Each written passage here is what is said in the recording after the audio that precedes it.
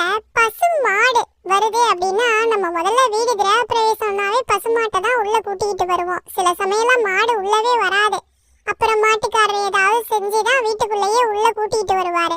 ஏன்னா அந்த வீட்டுல வாஸ்து குறைபாடோ இல்ல கட்டுவதற்கு முன்னே அந்த நிலத்துல ஏதாவது ஒரு தீய சக்தியோ இல்ல அசம்பாவிதம் ஏற்பட்ட இடத்துலயோ கட்டுனாங்க அப்படின்னா கூட அந்த வீட்டுக்குள்ள மாடு உள்ள நுழையறதுக்கே வராது, மிரளும். அந்த மாதிரிலாம் இருக்கும். அந்த வகையில வீடு கட்டுறப்பயே நம்ம பசுமாட்டை உள்ள கூட்டிட்டு வந்துதான் நம்ம மகாலட்சுமியோட அருள் வேணும்னு கூட்டிட்டு வர்றப்ப வீட்டுக்குள்ள காரணமே இல்லாம வீதியில போகக்கூடிய ஒரு பசு மாடு நம்ம வீட்டுக்கு வருது. அங்க இருக்கக்கூடிய ஏதோ ஒரு இலதலைய சாப்பிடுது, உணவை சாப்பிடுது அப்படின்னா வீட்டுல குலதெய்வம் இருக்கு அப்படின்னு அர்த்தம்.